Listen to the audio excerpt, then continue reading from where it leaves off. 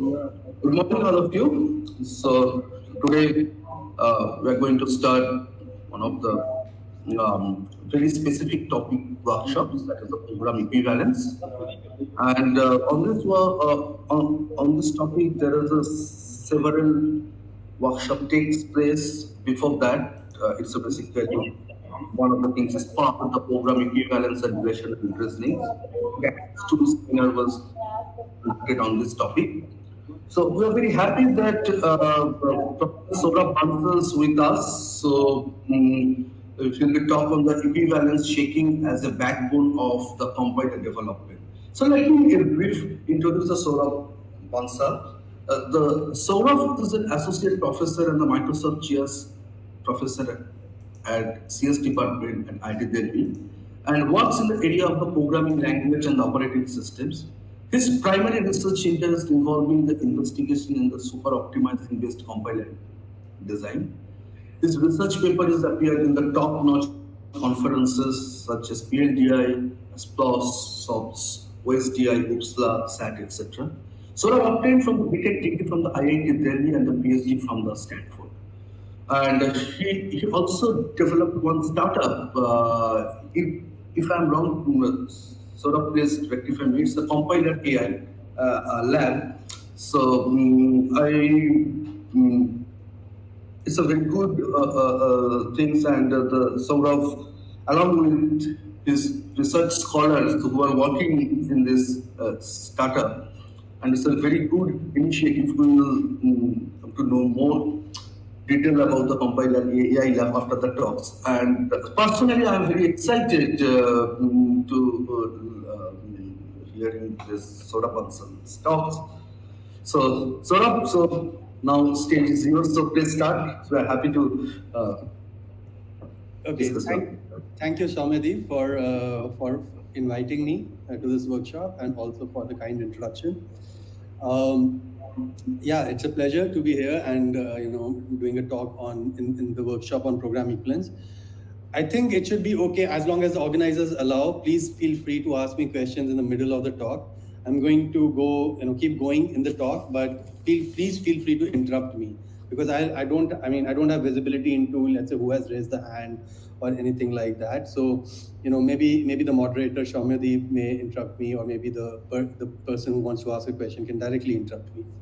So this is a talk on imagining a new compiler architecture where an equivalence checker acts as the backbone of the compiler development process. This is joint work with my PhD advisor Alex Hickman and my PhD advisees Manjeet Dhaya, Shubhani, and Abhishek Rose, all of whom are current or past PhD students at IIT Delhi. There are several past masters and bachelor students who have contributed to the work that I will present today. So, at the turn of the millennium in the year 2000, people tried to identify 10 algorithms with the greatest influence on the development and practice of science and engineering in the 20th century. This interesting list includes the algorithm for sorting, the fast Fourier transform, the QR algorithm for computing eigenvalues, etc. One entry of particular interest to this audience is the Fortran optimizing compiler. To understand what is special here is an excerpt from their paper where they kind of describe the 10 most significant algorithms in the past century. This is an excerpt from the paper. It says, in 1957, John Backus leads a team at IBM in developing the Fortran optimizing compiler. The creation of Fortran may rank as the single most important event in the history of computer programming. Finally, scientists and others could tell the computer what they wanted it to do without having to descend into the netherworld of machine code. So, the reason I bring this up is because I'm basically trying to say that, look, people recognize optimizing compilers as one of the most important events in the history of computer programming, if not the single most important event, as said in this paper. So compilers are, this was a significant development, and we are currently, all of us probably who do computer programming use compilers. And in the modern times, we have actually seen an increase in the importance of compilers. Necessitated by the end of Moore's law, we are witnessing an unprecedented rate of increase in the number of languages and the number of hardware architectures. The rate of increase in diversity on both ends is not just necessitated by the end of Moore's law, but also by the increasing number of computing applications being discovered over time, such as AI-based applications, etc. A key component of this picture which can help us tackle this complexity in an easier manner is the compiler. So for example, the compiler is basically responsible for translating these high-level programming languages to low-level architectural changes like architectural substrates, execution substrates like GPUs or security accelerators or FPGAs or neuromorphic computers. However, if we look at the landscape from the lens of the hardware developers who are developing all these fancy architectures like GPUs and neuromorphic architectures, etc., we see that the hardware architects have been innovating at a much faster pace. For example, they came up with many core systems, SIMD instruction sets, complex memory hierarchies that can be programmed by software, complex instruction set architectures, on-chip accelerators, etc. To meet the demands of modern applications, this was required. But it is much harder for compilers to keep pace. So the idea, the picture shows that the compilers are kind of walking slowly. They are the tortoise here. And architects are capable of running much faster, but they are kind of tied to the compiler. Because if the compilers don't catch up, the architects are forced to just sit around and wait. Whereas they have so many more ideas that they can kind of experiment with and improve performance. And because compilers are slow to catch up, architects are forced to reconsider their ideas. An architectural feature that the compiler does not support is basically used by a very few expert assembly programmers only. And so it does not make the desired impact as desired by the architects. So maybe a feature is very good, but just because the compilers don't support that feature, or a feature is very promising, the compiler does not support that feature does not get used. And if it does not get used, it is not, it's not causing the desired impact. So to understand why compilers are so slow in responding to architectural changes, it is instructive to look at the complexity growth in compilers over time. This chart demonstrates the number of lines of code in the GCC compiler over time, starting from 1992. The number of lines of code from 1992 has increased linearly, basically as fast as humans could develop it, I would say. And today GCC stands at over 18 million lines of code, which is an astounding amount of complexity. To steer and adapt this complexity to the changing architectural and hardware needs is daunting. At this point, I'm sometimes asked about this dip in the number of lines of code. So on the y-axis, I'm showing k 1,000 lines of code. So this is 18,000 represents 18 million. And so why is there a dip in the number of lines of code at around 2016, 2017? And this is because a garbage collector named llvm was deprecated at this time. So, it is nothing fundamental to the compiler development process, just that some features of the GCC compiler were deprecated. And because of that, we saw a reduction in the lines of code, but then, it just kept growing after that as well. So, if I just draw a straight line from 1992 to 2021, it has a pretty steep slope and it's consistently growing. And I don't think it's anywhere near saturation. In 2022, you can expect more lines of code to be added to GCC. And this is a worrying sign. And you may think that this is a problem only with a particular compiler like GCC, but here is another chart for the other compiler infrastructure that is very widely popular, the llvm compiler infrastructure.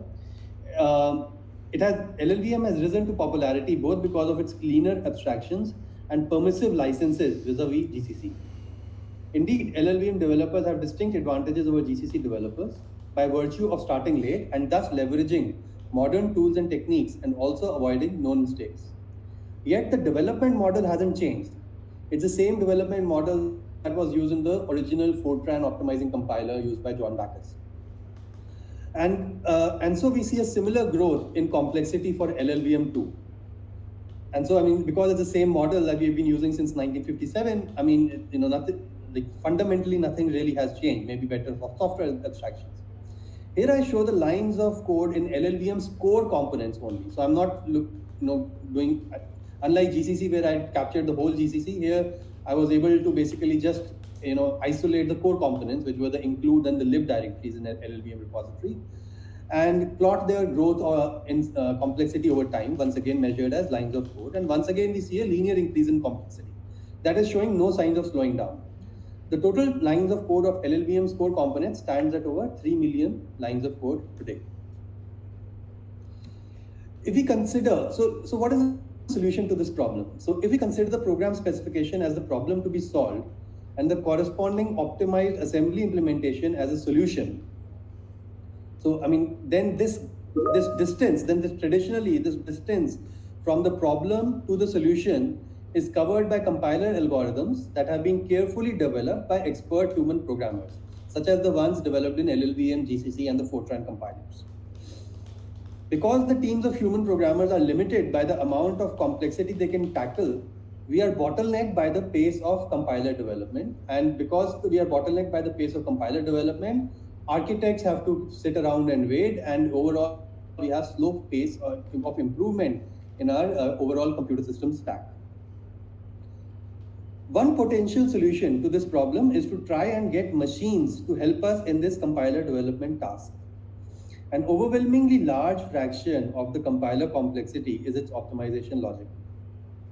So if we could get the machines to automatically identify optimization opportunities, that would relieve the human programmers of this complex task and could potentially make the compiler development process faster. In this picture, we have two sets of algorithms. One set of the algorithms shown on the left are the set of what we call inductive synthesis algorithms that use certain heuristics and search strategies to automatically propose candidate solutions. You can imagine that these inductive synthesis algorithms are approximate. For example, they may be based on machine learning techniques. And so the candidate solutions they generate may be incorrect. However, a compiler cannot tolerate an incorrect optimization. And so we use a validator, also called an equivalence checker, also the subject of today's workshop. The equivalence checker checks every candidate solution for equivalence with the original program. This is the second set of required algorithms in the design. The equivalence checker is the second set of required algorithms in our design. The equivalence checker checks the candidate solution for equivalence against the program specification. If it is able to prove that the two are equivalent, we obtain an optimized solution. On the other hand, if the equivalence checker is unable to prove that the program specification and the optimized assembly implementation are equivalent, it should hopefully generate a counterexample. It may not be able to generate a counterexample always, but hopefully it should generate, if it generates a counterexample that demonstrates this inequivalence. Here, a counterexample is a program input that would cause the specification and the optimized assembly implementation to behave differently. So just a program input, and that one program input is enough to show that the programs are unequivalent. This counterexample can then be given to our inductive synthesis algorithms, so these inductive synthesis algorithms can fine-tune their search so that in future they propose better candidate solutions. This vision has also been called, has been painted by several researchers in a common theme of work called program synthesis and super optimization. Unlike current compiler optimization algorithms, a super optimizer is interested in finding the optimal implementation for a given problem.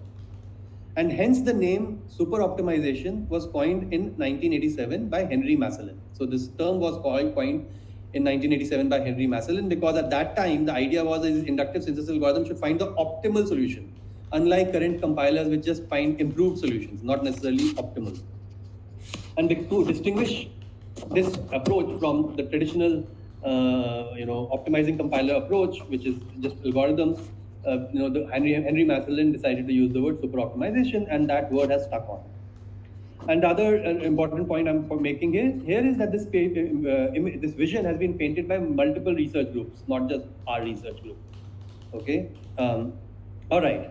So for inductive synthesis, several algorithms have been proposed, starting from brute force elimination, stochastic search, learning from examples, mutation-based learning, algorithms based on constraint solving, neural networks, etc. In fact, you can plug any fancy technique you like here because the algorithm only needs to produce candidates, and they can be incorrect candidates. In that sense, these inductive synthesis algorithms are noisy and approximate. unlike the correct by construction algorithms used in current compilers, which cause much of the complexity of current compilers.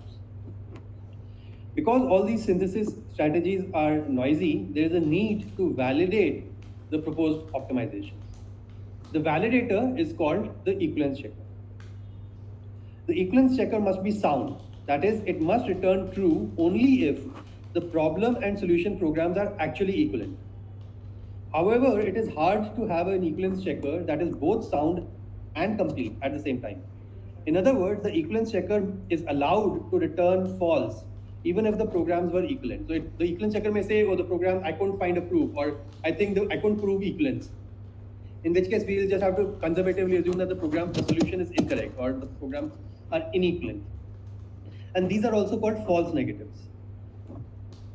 Notice that in this scheme, the more robust an equivalence checker, that is, the fewer times it has false negatives, the more optimizations the super optimizer can potentially learn. Thus, the power of the super optimizer is in a big way dependent on the capabilities of an equivalence checker. For example, if an equivalence checker incorrectly discards a valid solution, our system will never be able to identify and learn the corresponding optimization, no matter how good our inductive synthesis algorithms are. So let's step back and compare this development model that I'm proposing to the traditional development model for a compiler. In the traditional model, an engineer gets an optimization idea, she codes it up, and then the code is reviewed by experts. Sometimes the proposal is rejected for various reasons, such as the optimization is too specific for the benefits it entails, or the optimization is too specific to a certain programming language or to a certain architecture, or because the optimization requires coordination of a lot of different compiler passes, and that would probably require a complete overhaul of the compiler, and so on. And this basically means that overall too much human effort has been already wasted in this exercise without really making much forward progress. Sometimes, if the engineer is lucky, the optimization idea gets accepted after painstakingly careful reviews by the experts. But wait, even with all this careful reviewing, compiler bugs remain common. Most compiler bugs are caused due to overlooking of corner case situations resulting from integer overflows, memory overruns, undefined behavior assumptions made by the optimization algorithm, etc. These corner case situations are really easy to miss for human reviewers, but typically would not escape a mechanical validator like an equivalence checker. So the proposed development model which I'm proposing is, which we have also been referring to as a super optimization model, looks much different from the traditional compiler development model. Here, the inductive synthesis algorithms are rather carefree in what they propose. For example, they may throw all aliasing considerations out of the window. In that sense, the developers of these inductive synthesis algorithms do not need to be very sophisticated compiler experts. I cannot, they can just try and see, as shown in the figure. They can just try some random things as they see fit. The onus of maintaining correctness now lies with the equivalence checker. The equivalence checker would either reject the candidate solutions or accept them. In case it accepts the candidate solution, then it caches this problem solution pair that has just been learned as a pattern replacement rule for future use.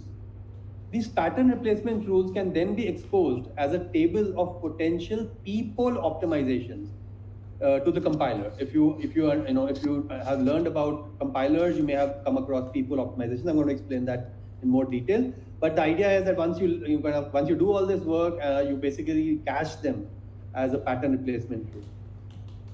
Here is an example of a pattern replacement rule taken from Henry Masselin's original super optimization paper titled A Look at the Smallest Program.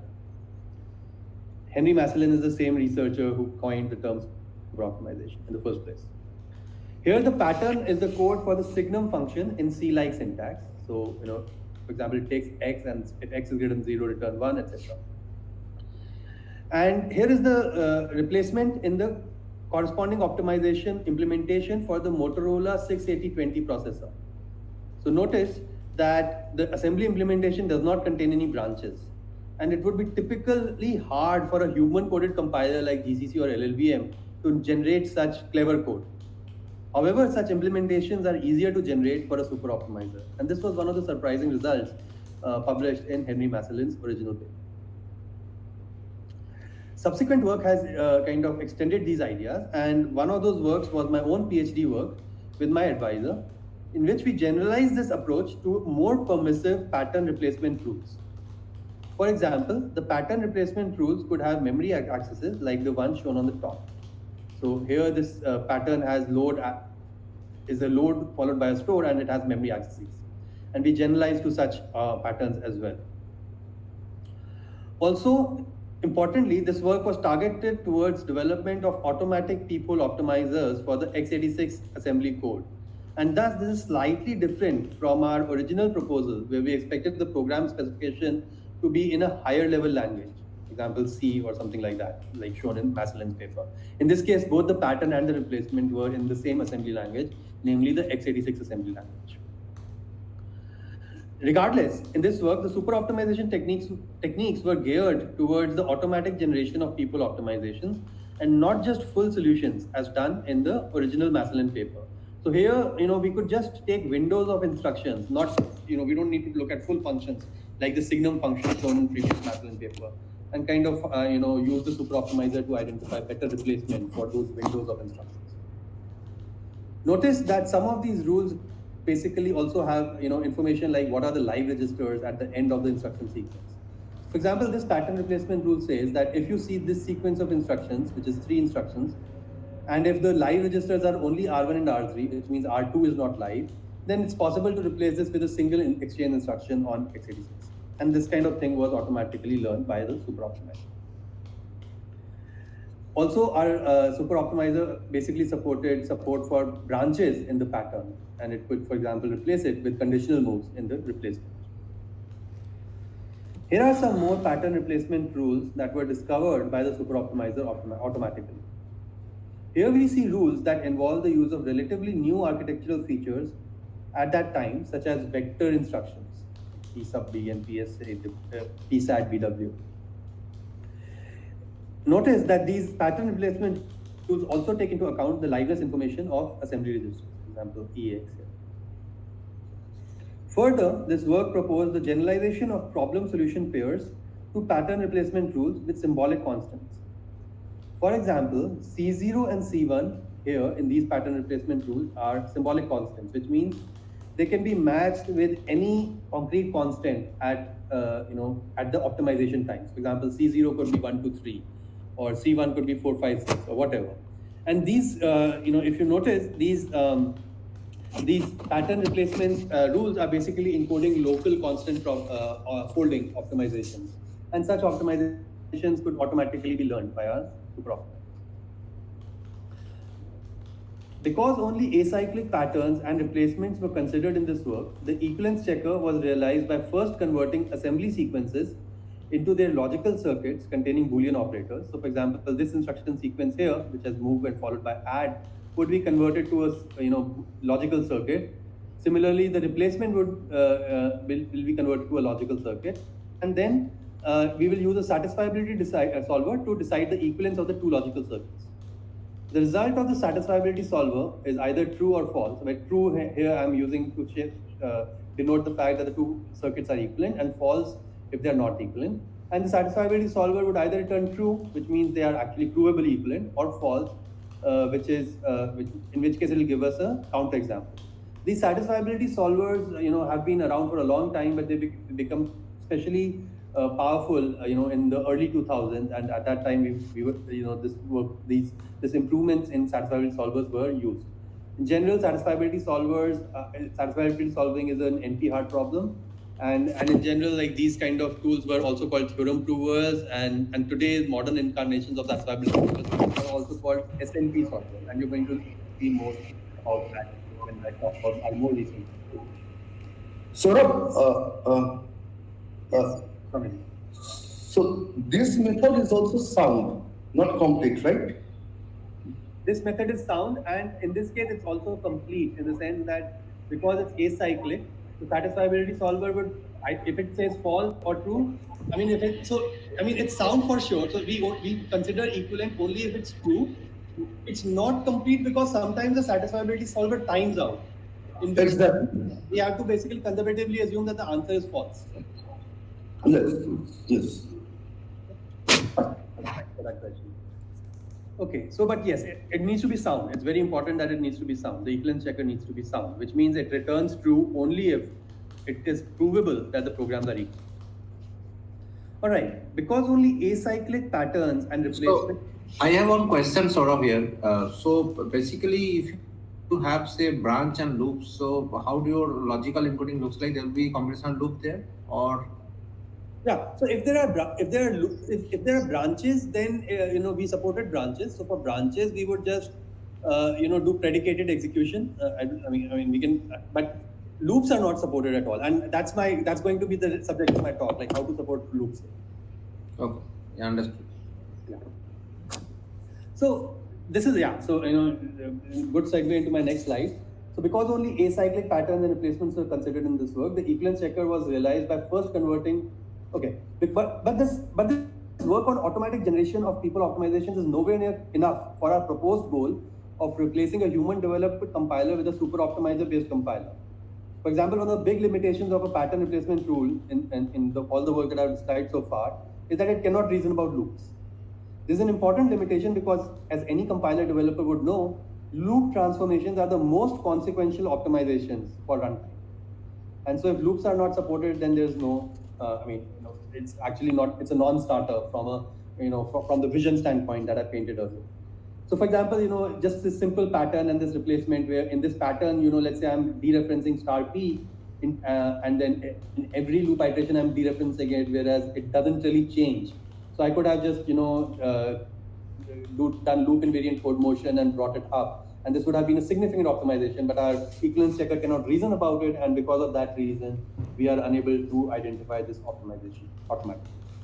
Whereas human coded compilers like GCC and LLVM routinely do such transformations. So it's important that the equivalence checker supports loops to be able to compete with human developed compilers, first of all. Also, another important limitation is that the aliasing information is not captured. For example, it doesn't know, the equivalence checker doesn't know what is a stack address and what is a heap address. And so it has to conservatively assume that, they can alias with each other. And so this transformation, which where, let's say I was loading from a stack address, then accessing a heap address, and then storing to the same stack address, maybe if a typical compiler would be able to kind of just remove the last store because it knows that reg and stack address have the same value. But because the equivalence checker cannot reason about the equivalence of these two pattern replacement, it will not be able to learn this transformation. So the subject of this talk is basically the equivalence checker, because in my opinion, it's one of the most important problems that has to be solved here to be able to have any chance at realizing this vision of a super optimizer based compiler. We want to support, recall that the capabilities of the equivalence checker determine the power of the super optimizer based development approach, and so it is one of the most important problems that needs to be solved. And equivalence checker needs to support checks for end-to-end equivalence between an unoptimized program specification and a fully optimized implementation without assuming any knowledge of the intermediate steps used in the transformation pipeline. So this is the important part. We need to do this equivalence between unoptimized program specification and fully optimized assembly implementation without assuming anything about the intermediate steps. And this is something that was, this is a problem something that has typically not been considered in the past. Can I ask one question here? Sure, please. Yeah, so my question is, we see the equivalence checker works on passes also. I mean, if there are many passes, then equivalence checker works many times. So what is the reason of doing this black box verification? Does it give any advantage? So yes. So first of all, I want to. So this is a very interesting question and a common question I'm asked, which is why are you doing black box and why not do pass by pass? So let's say after loop invariant code motion, do another equivalence check. Then after another register allocation, do another equivalence check, etc. So the reason we want to do end to end, first of all, end to end is a harder problem. So if you can solve end to end, then you have also solved the pass by pass, because you can always apply an end to end equivalence checker to a pass by pass set. Yes. The second thing is that, as I motivated in my super optimizer application, In a super optimizer, these inductive synthesis algorithms are kind of just proposing random candidates, and we don't have any idea how these random candidates have been generated. These are being generated by some machine algorithms, which are completely opaque to humans. And so we don't want to make any assumption on what went into that inductive synthesis algorithm. And that is the reason we want to do end-to-end black box equivalence checking as opposed to pass-by-pass equivalence checking. It is a harder problem, but it is also a very important problem to be able to realize the super optimizer-based compiler architecture. Does that answer your question? Yes. So yes, I mean that's a very important question. So thanks for asking that question. So the equivalence checker needs to support loops, aliasing information, and all the general constructs of an imperative programming language such as function calls. Importantly, the equivalence checker must have no false positives. In other words, it must be return true only for truly equivalent programs. In other words, the equivalence checker must be sound. A false negative is a situation where an equivalence checker returns false when the programs were actually equivalent. It is perhaps not possible to build an equivalence checker that is both sound and has zero false negatives, because the problem is undecidable in Turing's model of computation within infinite tape. The equivalence checker should aim to minimize such false negatives. So minimization is the goal, not elimination of false negatives. This problem of equivalence checker has a well-known and important application in translation validation, which is actually the traditional setting for solving the problem of equivalence checking. Because compilers are so complex and may have bugs, a translation validator checks the source code against the machine code for equivalence. Because this is a well-understood experimental setting, we have been developing and testing our equivalence checker in this context too. Translation validation, end-to-end translation validation remains an open problem. And the development of an equivalence checker that performs automatic translation validation would be a significant step forward in the development of provably correct compilers. Our research over the past 9+ years has targeted this space, even though our broader motivations relate to a super optimization based compiler. So although our broader motivations are super optimizer, because we don't have access to a super optimizer, nobody has developed such a super optimizer yet, it remains to be developed. To test our equivalence checker, we use end-to-end translation validation as our test bed and see how well we can do here. And if we are able to do well here, that will give us, that means that the equivalence checker is basically ready to be used in a super optimizer setting as well. So let's go into equivalence checking, mechanics and details. Consider the C program shown in red on the left and assembly program shown in C-like syntax in blue on the right. And the C program on the left uses the variable I to access arrays A and B. The assembly program on the right uses the register R1 to access arrays A and B. Given equal input arguments and memory states at program entry, equivalence checking involves proving equal return value and equal memory states at program exit. The question is how to show this through a proof. The proof will basically try to identify a lockstep execution of the two programs such that whenever one program executes one step, the other program executes the corresponding step. These correlated locksteps in the two programs need to be identified such that it remains possible to relate the two machine states at all times, including the time when the two programs exit. For example, in this pair of programs, one iteration of C program's loop may be correlated in lockstep execution with one iteration of the assembly program's loop. So if, we can say, okay, whenever one iteration of C program executes, let's execute one iteration of assembly program. So they're executing in lockstep. And if we execute in lockstep, we may be able to maintain relations. For example, we may be able to say, because we are doing things in lockstep, we may be able to say I equals R1. And similarly, we can say that memory equals memory, and so on. And the key challenge here is to identify this lockstep between the two programs. Before we discuss equivalence checking in more detail, it is helpful to represent the program as a control flow graph or CFG. A CFG node represents, like C2, represents a PC location, and each edge represents a transition. For example, the C2 node represents the C2 PC in the C program. A transition from C2 to C3 is represented as an edge in the CFG. Notice that the CFG representation is slightly different from the conventional CFG representation used in compilers. Unlike the conventional representation where nodes are instructions and edges represent control flow, here nodes are PCs and edges represent instructions. And that just makes it easier to kind of reason functionally about the program. So nothing fundamental here, just slightly different representation of the CFG. So are they basic blocks? So this is just another question. These are basic blocks, right? All the edges are basic blocks? Edges, yeah, edges, you can think of edges as basic blocks. Sure. Yeah. Okay. Yeah, I mean, edges could also be single instructions, or they could be basic blocks. I could put more instructions and nodes in the middle. I mean, just doesn't really matter. I mean, I could construct this graph any which way it's like, maybe for every single instruction. Actually, this is you can extract from one of the IR of the compiler. So, for example, in the GCC using the fdump statement, we can get some control data flow graph. And Absolutely. so that semantics is exactly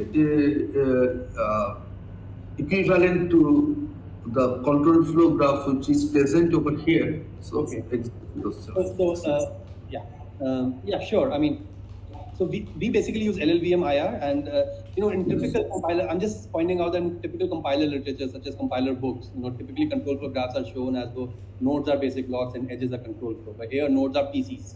That's the only kind of that was the point I wanted to point out. Yeah.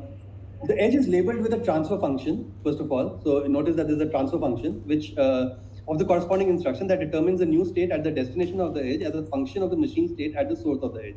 For example, when the edge C2 to C3 is taken, the corresponding transfer function specifies that AI is updated with the value bi by 2 and I is incremented by 1. Also, every edge is labeled with the condition under which the edge is taken. For example, the edge from C3 to C2 is taken if the current value of I is less than 1024. Given two CFGs for a pair of programs, like the C program and the assembly program, we are interested in identifying a lockstep execution. We will identify this lockstep execution automatically through the incremental construction of a product program between the two programs. I'm introducing a new term called product program. A product program is a program that executes both programs in lockstep. So it will say, okay, execute one iteration of C, then execute one iteration of assembly, then execute one iteration of C, and so on. I mean, it specifies how to do the lockstep. For example, the product program may execute one iteration of the C program followed by one iteration of the assembly program. The product program correlates the transitions in one program with the transitions in another program as though they execute correspondingly in lockstep. For example, the transition from C0 to C2 needs to be correlated with some of the edges in A0 in the program as the assembly program, and we currently don't know which ones, right? Let's say somehow we are able to figure out that C0 to C2 needs to be correlated with A0 to A2. So whenever C0 to C2 is executed, the product program will execute A0 to A2 in lockstep. The correlations can also be represented using a control flow graph, which I'm also going to call the product program's control flow graph, or product CFG for short. And the entry node of this control flow graph is C0A0, which represents the condition that the first program is at PC C0 and the second program is at PC A0. So they both start together, and then we have to figure out like how the transitions are correlated in lockstep. Further, edges are added to the product CFG that encode the correlations. For example, here the outgoing red edge from C0 to A0 shows the execution of the C program from C0 to C2. However, we have not yet correlated this edge of the C program with an edge of the assembly program yet. For example, we do not know what PC to correlate with C2 in the assembly program. I mean, should it be A2, A3, EA? We don't yet know. So let's say somehow we are able to figure this out, and we say that, okay, we know that C0 to C2 should be correlated with A0 to A2. In this case, C program's edge is shown in red, and the assembly program's correlated edge is shown in blue, A0 to A2. And in general, it is hard to determine which path in C program should be correlated with which path in the assembly program in lockstep. Although I am kind of showing this as though somebody is telling us, but the key question is how to figure this out automatically, right? The relations between the states of the two programs are added as invariants at the endpoints of these correlations. So in this case, the endpoint of the correlation is C2, A2. So we need to add invariants at the endpoints. For example, at C0, A0, just before the program start executing, we can assume that the arguments of the two programs are equal. Similarly, we can assume that the heap states are identical of both programs at program entry. For the programs, this is something that we can assume while we are doing the equivalence proof. So we want to show that if the inputs are equal, then the outputs are equal. So this assumption is just saying that the inputs are equal. As we construct the product CFG, we can also infer the invariant at the intermediate nodes. So for example, we can infer the invariants at C2, A2. Because in the product CFG that I've constructed so far, I can be sure that whenever control reaches C2, A2, I would always be 0 and R1 will always be 0, because there's only one way to reach C2, A2 from C0, A0 right now, which is that just take this correlated translation edge.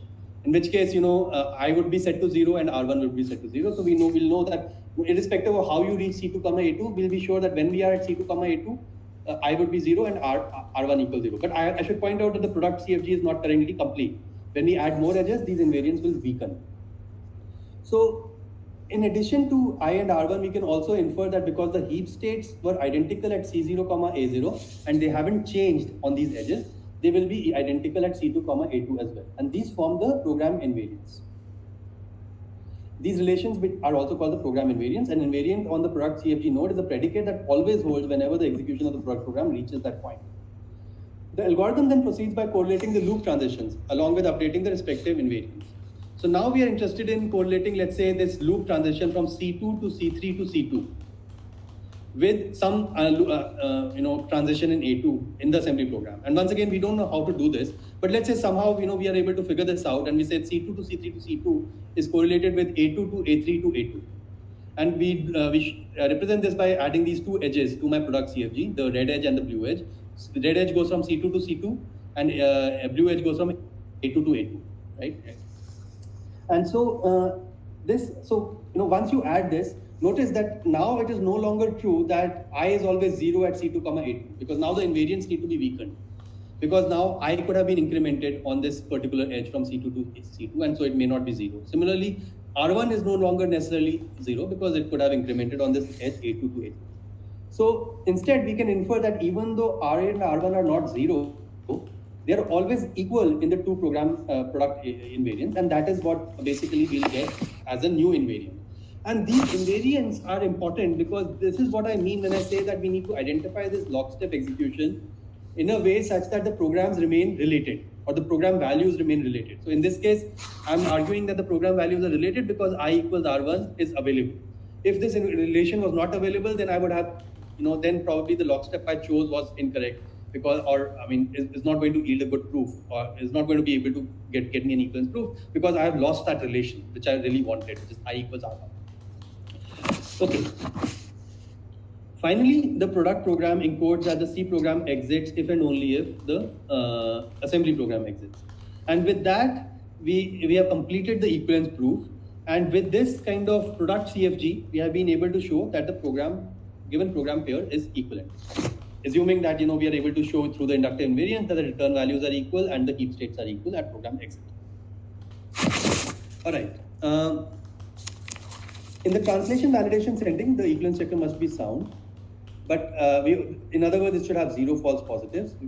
On the other hand, the problem of identifying correlated translations and the transitions and the required invariants for complex compiler transformations is undecidable in general in Turing's model of computation with infinite tape. And so completeness may not always be achievable.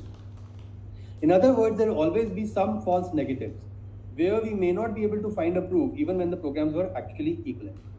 So both these problems are actually undecidable in Turing's model of computation with an infinite tape. Our research aims to reason about equivalence in scenarios where previous algorithms fail to compute equivalence. So our goal is robustness. A more robust equivalence checker would give more true answers and in a sound way. In our example, our algorithm should automatically identify which program paths in the C program are correlated with which program paths in the assembly program. Moreover, to achieve robustness, multiple path pairs with different possible transitions must be enumerated. For example, when we consider candidate correlations for the loop edge from A2 to A3 to A2, we have multiple options. We could have correlated C2 to C3 to C2 with A2 to A3 to A2, or we could have correlated 2 iterations of the C program, C2 to C3 to C2 to C3 to C2, or maybe we could have correlated 1.5 iterations of the C program, C2 to C3 to C2 to C3. And there are many more options, and I show these options as this kind of search space. So starting from C2 to A2, there are all these kind of options for A2 to A3 to A2. I could either correlate it with C2, C3, C2, or C2, C3, C2, C3, C2, or C2, C3, C2, C3, and that's it. Right? And so there are all these kind of different things or possibilities that need to be considered. And for robustness, we must consider all these different possibilities, because if we don't consider all these different possibilities, we will not be able to identify the equivalence. And it's important that the algorithm intelligently picks one of these candidate correlations in an efficient manner. Further, for robustness, a large number of affine invariants between the variables, a large number of affine invariants between the variables from the C and the assembly program need to be considered. So how do I know that I should consider I equals R1? Why not I equals R1 into 2, or R1 equals I into 2, or R1 plus 5 equals I? I mean, there are like lots of different possibilities through which I could potentially relate the values of the variables at a particular program point. So for robustness, it's important that all these possibilities must be explored systematically and efficiently. These are the problems we'll solve in our research. We have solved in our research, and I'm going to present it. A previous algorithm uses a guess and check strategy for this. For example, it would guess that the correct invariant from, if I take the loop edge from C to A2 to itself. So I've kind of unrolled it in this figure here, but basically this is an edge that goes from C to A2 to itself. Then if initially I was equal to R1, then can I show that R1 equals I even after the edge is taken? And these guesses will be taken. So each of these will be guessed separately, and some of them will be provable and others will not be provable. Because in this example, R1 equals I will be provable, but maybe R1 plus 5 equals I will not be provable. In fact, none of the others will be provable. Hello?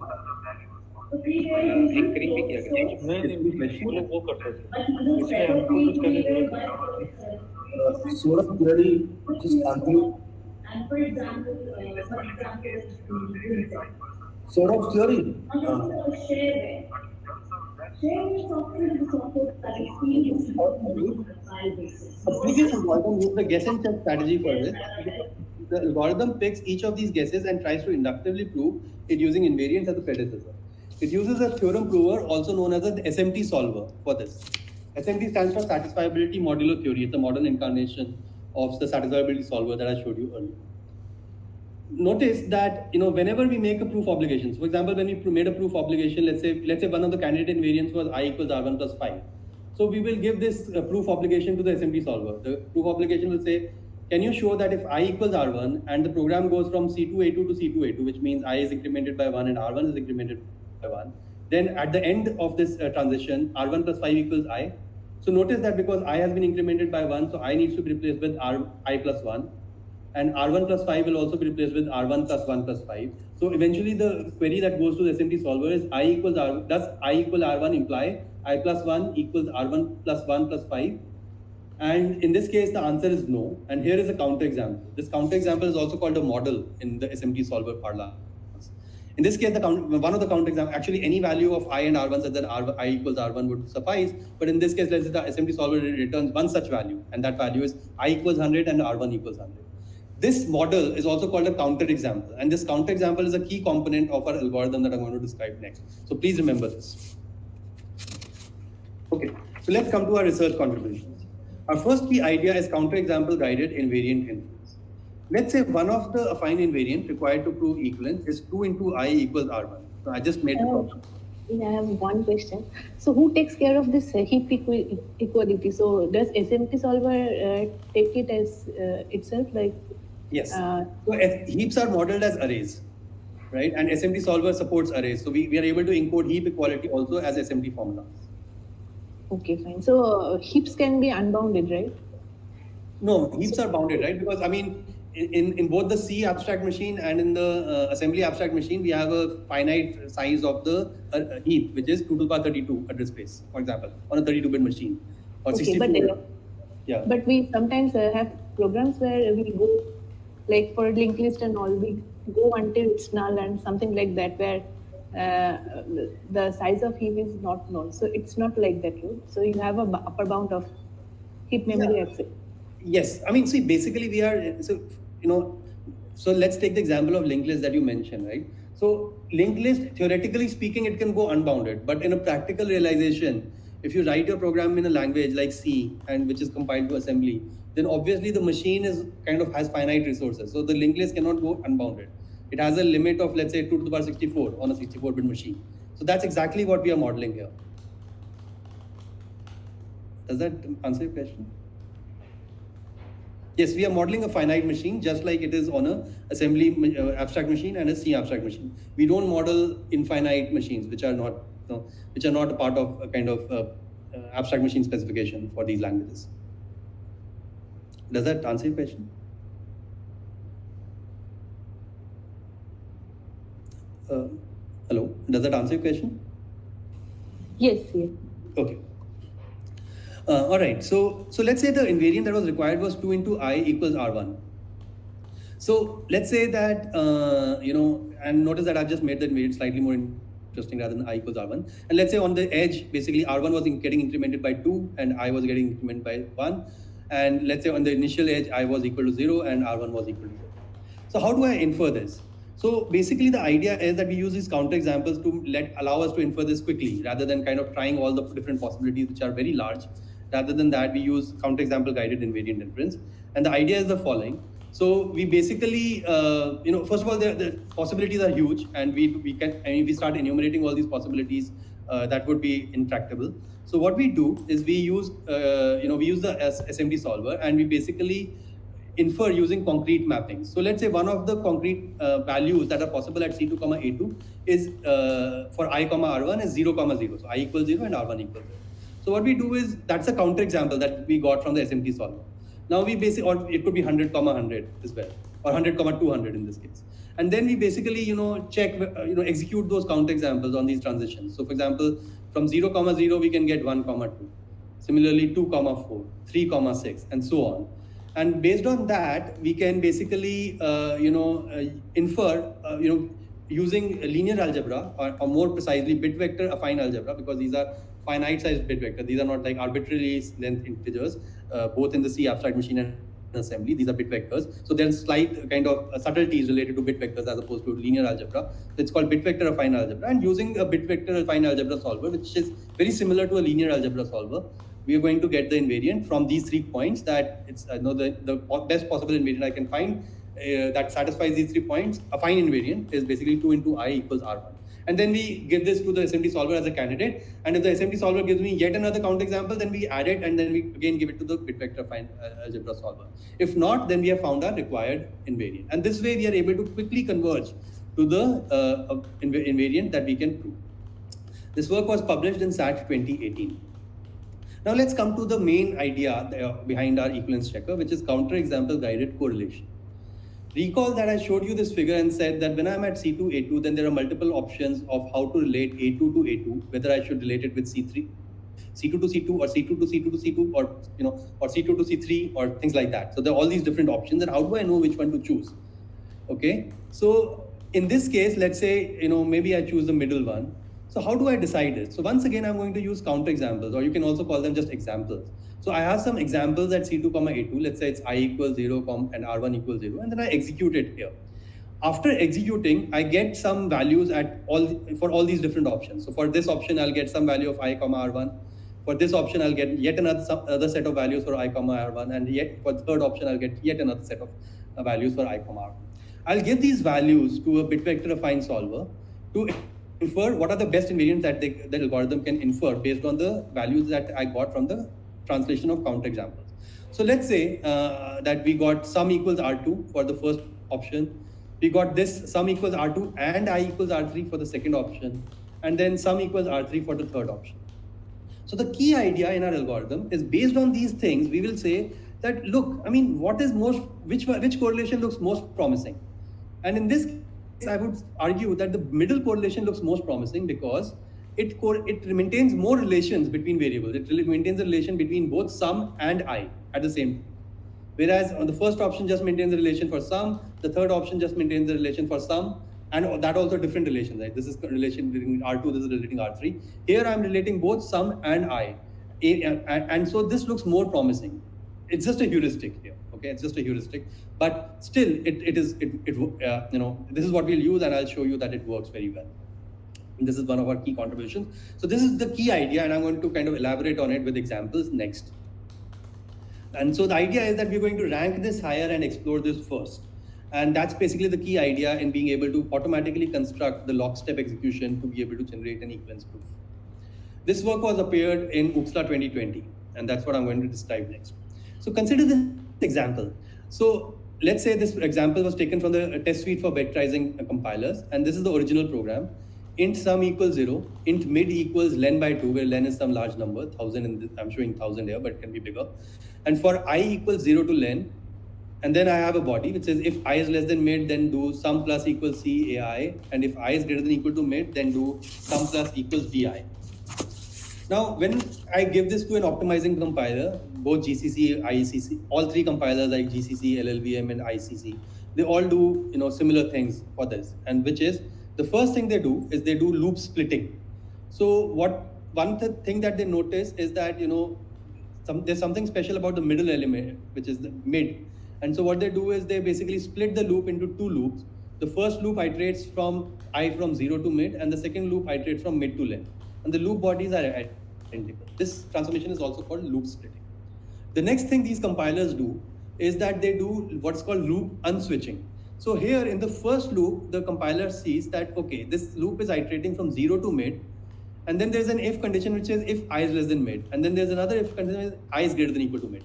So because I is always less than mid from the loop indices, I can never be greater than equal to mid. So it can just remove the second instruction statement altogether. Similarly, in the second loop, it can remove the first statement altogether. And what we get is the program on the right. And this transformation is also called the loop unswitching transformation. This is what compilers do. And then after loop unswitching, the compiler figures out that the second loop actually has a very regular access pattern. For example, it's doing sum plus equals bi. Whereas the first loop has an irregular access pattern. It's doing sum plus equals C of A of I. So it's a double D reference. So because the first loop has, the second loop has a very regular access pattern, it unrolls it first. So, it unrolls it with incrementing I by 4 on every iteration. And after that, it vectorizes the second loop. So after unrolling, it vectorizes the second loop on x86. I'm showing a 4-way vectorization, but actually in reality, 16-way vectorizations are very common on x86 today because of SIMD support. And you have this complex code that comes out, which is XMM0 plus blah blah, which is basically implementing this whole body of the unrolled loop in one iteration, in one instruction. And then there are also some cooldown iterations that get kind of peeled out at the end to deal with corner cases. Okay, so this is basically the transformation that is performed by modern compilers on this example. And in our case, what we want to do is the end-to-end equivalence checking that we want to do is it should take these two programs on the left and the right and automatically generate a proof if one exists. And we expect it to do this without knowing anything about how this was done. I mean, we don't know whether loop splitting happened or what happened. We don't care and we don't want to know and we don't need to know. Okay, and that's the important part. And indeed, our equivalence checker is able to deal with such examples, including this example. And on the bottom, I'm showing the product CFG that is generated for this pair of examples. So for example, if I just read the product CFG, it says you start with C0A0, which is the start of the program. And then if the assembly program transitions from A0 to A2, the C program transitions from C0 to C2, C0 to C3. Then that's the loop head. Both of them are going to the loop heads pretty much. Then if the assembly program takes one iteration of the assembly loop, A2 to A3 to A4 to A2, then the C program also takes one iteration, the C3 to C4 to C3.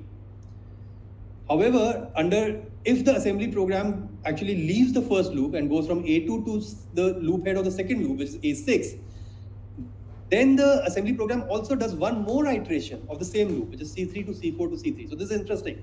I mean, A2 to A6 is being correlated with the same loop iteration, C3, C4, C3 again.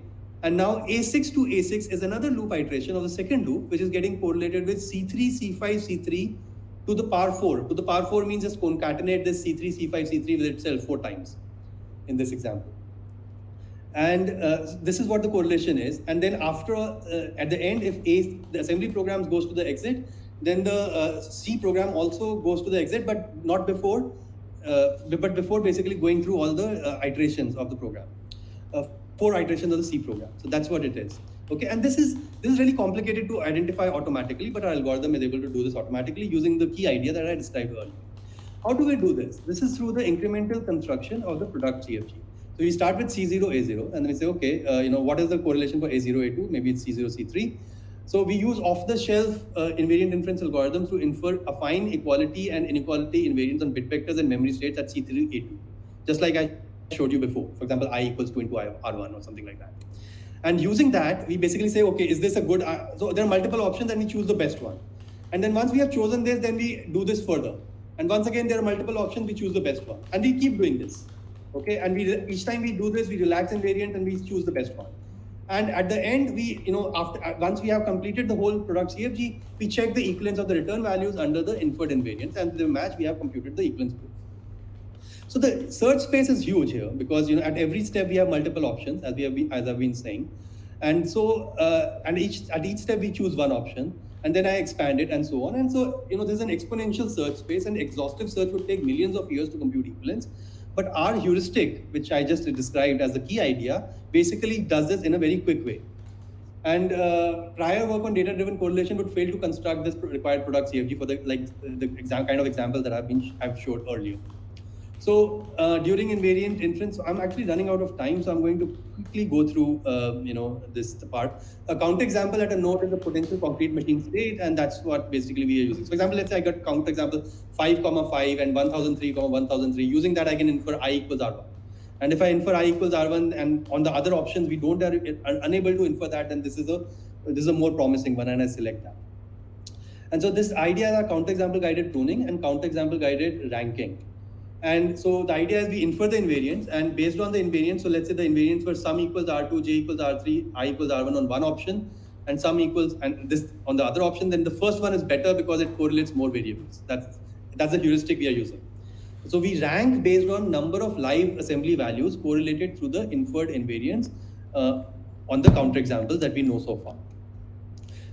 For our experiments, we tested this algorithm with 3 compilers on where we kind of computed equivalence between unoptimized llvm IR and optimized x86 code for 3 different modern compilers: GCC, Clang, and ICC Intel C compiler with O3 and SSE 4.2 optimizations enabled for the test suite of vectorizing compilers, which is one of the most complex benchmarks for doing equivalence checking because it has very aggressive vectorization optimizations, and we are able to do 90% of these benchmarks fully automatically within a time budget of a few hours for each of them. We have also discovered multiple bugs in the course of our experiments, because when the equivalence check failed, we tried to investigate why the equivalence check failed, and we found out that there was actually a bug either in the compiler or in some cases the libraries or QEMU machine emulator. If you're interested, please go through these bugs. The more details on these bugs are available at this URL, compiler.ai/bugs. Okay, I think I'm running out of time, but I'll just say that we have also used black box equivalence checking to do automatic generation of debug headers, and this work will appear in CGO 2022 in April this year. I'm going to skip this. So to conclude, compiler development is hard, but increasingly important. Super optimization is a plausible solution.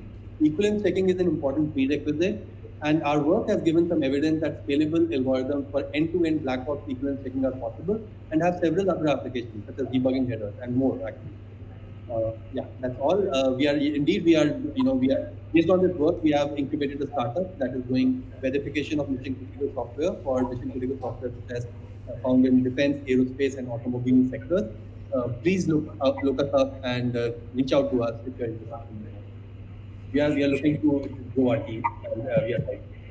Thank you. Yeah, thanks, Saurabh. That's a wonderful talk. So, Saurabh, I have one question. Can I just ask? Yeah, so the question is, in earlier days we used dependence graph for arrays, right? So do you think that as you are finding out assertions, right? So you are matching and you're constructing the product programs and finding out the assertions which are more suitable. So as you are doing that, dependence graphs can at all help? Dependence graphs. I'm sorry, I'm not familiar with that term. Could you please, explain a little bit more?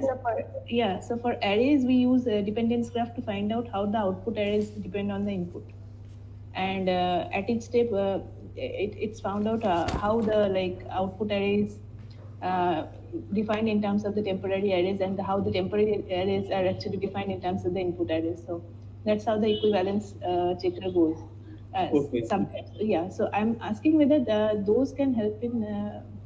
Yes, I think they will. So these. So I think these. If I understand this correctly, these dependence graph techniques are ways to be able to, more efficiently discharge proof obligations. I mean, because SMT solver is a very general approach, but this is like more specific approach tailored to certain types of transformations that we expect. And yes, Yeah, I mean, these are all affine transformations. yes, and affine transformations, and that kind of thing helps. But as an optimization. But I think when we talk about end-to-end equivalence checking, we have to be more general, and so SMT solver is our kind of the theorem prover basically helps us out in that case. But yes, definitely these kind of approaches are meaningful in more restricted settings and are also meaningful to kind of make things more efficient for these things. Thank you. Sure.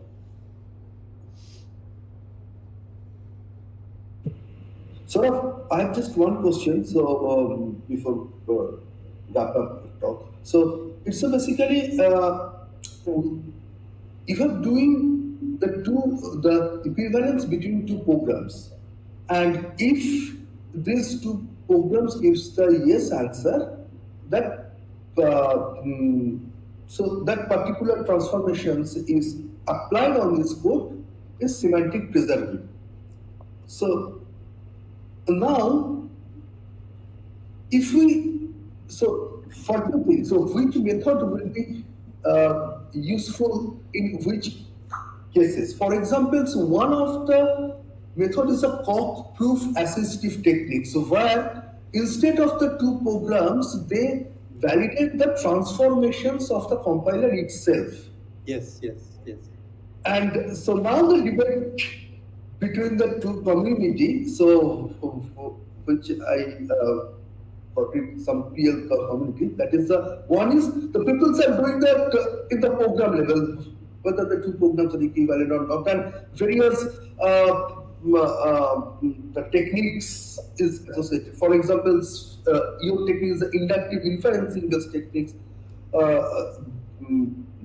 Chandan is the Chandans, and our work is basically the path-based techniques, essentially within the bi-simulation-based method.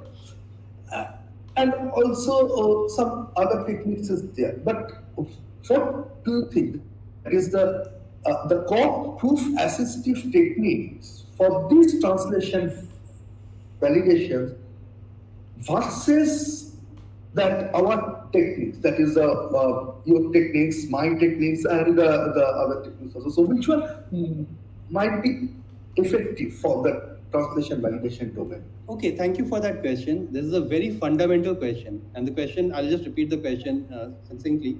The question is, should we... Self. Yes. And so now the debate between the two community, so which I got it some PL community, that is the one is the people are doing that in the program level, whether the two programs are equivalent or not, and various the techniques is associated. For example, your technique is the inductive inferencing based techniques. Chandan is the Chandans, and our work is basically the path-based techniques, essentially within the bi-simulation-based method. And also some other techniques is there. But what do you think is the core proof assistive techniques for this translation validation versus that our techniques, that is your techniques, my techniques, and the other techniques also. So which one might be effective for the translation validation domain? Okay, thank you for that question. This is a very fundamental question. And the question, I'll just repeat the question succinctly. The question is, should we use the approach where the compiler is kind of verified, like compiler algorithms have been verified once and for all, like CompCert approach. And then there is where you use a proof assistant and you manually do the proofs and so on. And the other is this translation validation approach where you do the equivalence checking on every compilation. And this is a more automatic approach, like our end-to-end equivalence check. Which one do I think is more promising? And I definitely think that the automatic approach is more promising. The CompCert approach, my biggest criticism of the CompCert approach is that all the proofs have to be done manually, and that is a lot of human labor. And if you notice, if you just compare, the rate of growth of these compilers in terms of the optimization support, etc., llvm, CompCert has existed since 2006, and it's been almost 16 years today. the number of optimizations that have been added to ComCert are very small. And every optimization that has been added has become a PLDI paper or something like that, which means that it was very complicated to add that. Whereas, optimizations get routinely added to compilers like GCC, LLVM, etc. And so these compilers like GCC, LLVM, etc. are way ahead. And I mean, it's almost very difficult to catch up with those compilers using this kind of manual proof approach that ComCert uses. And that's why my bet, as you can see from my work, is basically that the translation validation approach is eventually going to win. Today, translation validation approach is not a worthy competitor to the ComCert approach because we don't have good enough algorithms to basically do automatic translation validation. And that's the problem that your group and our group and many other groups in the world are trying to attack. And I really think that we are being able to make significant progress. Based on my own experience, I can say that I think this is very much possible, and this is the way to go. And this is probably going to be more promising going forward, and the winner in this kind of race.